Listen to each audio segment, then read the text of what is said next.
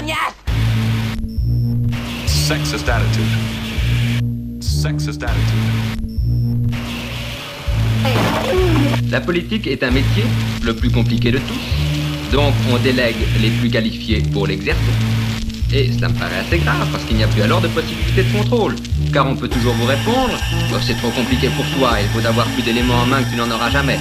Autrement dit, une coupure nouvelle se crée entre les dirigeants et la masse. Monsieur Bonneau, il me fait penser à quelqu'un de célèbre dans l'iconographie des contes.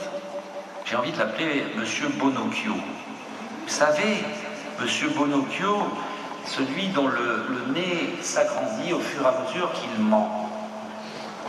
Je vous le dis, il faut que la campagne se termine rapidement, parce que sinon, son nez ne va plus tenir dans les affiches qui sont apposées dans l'ensemble de cette région. Je voudrais,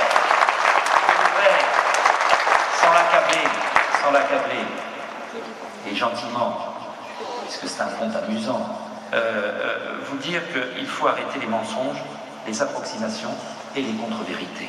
Je voudrais vous donner 4 exemples. Monsieur Bonneau m'a traité de menteur lors d'un débat, lorsque je lui donnais les chiffres qui étaient publiés dans le journal L'Expansion, les statistiques de l'INSEE sur l'évolution de l'emploi. Et nous continuons de perdre des emplois, ce qui fait que nous sommes une des dernières régions. C'est le premier mensonge, et c'est donc le premier allongement du nez de M. Bonocchio. M. Bonocchio, il a signé, annoncé, en présence des 2 présidents d'université, sans inviter le rectorat et les pouvoirs publics, la création d'une presse. Qu'est-ce que c'est que le presse? C'est le pôle régional d'enseignement supérieur entre Orléans et Tours. Eh bien, M. Bonocchio, lui, n'a pas hésité à convoquer la presse pour pouvoir annoncer cette création sans inviter les pouvoirs publics et sans attendre que Valérie Pécresse ne signe la semaine suivante la création du presse.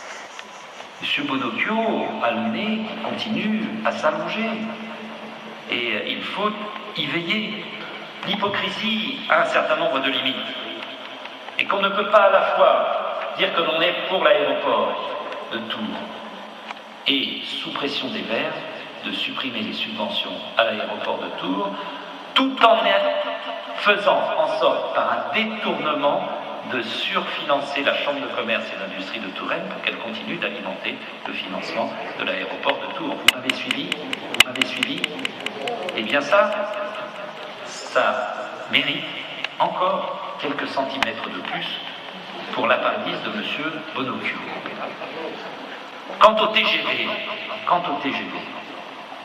dont M. Bonneau m'a dit qu'il était pour, mais comme c'était en présence de M. Delavergne, l'écologiste, il l'a dit mezzo voce, c'est-à-dire qu'il ne regardait pas M. Delavergne et qu'il disait au commentateur « Oui, enfin on ne paiera pas ». Puis il regardait « On ne paiera pas ».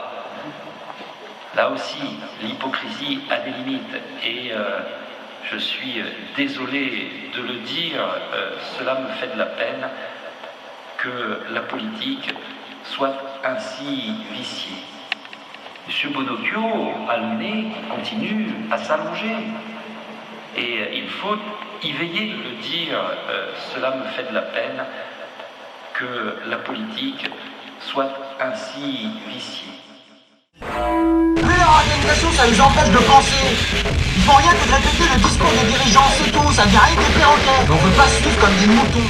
La loi du profit domine tout. Si, dans notre colonie paternelle, vous apprendrez à lire et à écrire, et aussi à travailler.